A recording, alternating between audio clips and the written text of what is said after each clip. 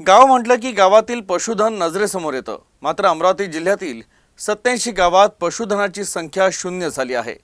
तर 1644 पैकी 1557 गावांमध्ये 10,19,000 पशुधन उपलब्ध आहे। जनावरांपासून मिळणारा मांस, दूध, खत आणि इतर बाबींसाठी शेतीबरोबर पशुपालन केलं जातं। पशुपालन हा माणसाचा सर्वात जुना व्यवसाय आहे असं म्हटल्यास वावगं ठरणार नाही।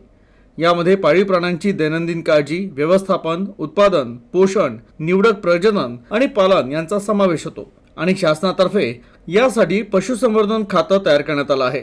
या अंतर्गत सर्व प्रवर्गातील जनावरांचं 100% आणि वेळेवर लसीकरण करण्यास प्राधान्य दिलं जातं।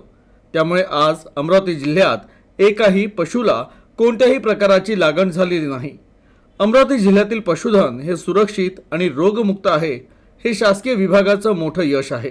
अमरावती जिल्ह्यात 21वी पंचवार्षिक पशुगणना सुरू होणार आहे। या अंतर्गत अमरावती जिल्ह्यातील सर्व गावांमध्ये सर्व प्रकारच्या पाळीव प्राण्यांची गणना करण्यात येणार आहे। या महिन्याच्या शेवटच्या आठवड्यापासून हे काम सुरू होईल। विशेष म्हणजे ही पशुगणना प्रथमच ऑनलाईन होणार आहे। शासकीय प्रगणक त्यांच्या लॅपटॉपवर प्राण्यांची संपूर्ण माहिती टाकतील आणि त्या आधारे प्रत्येक पशुची गणना केली जाईल।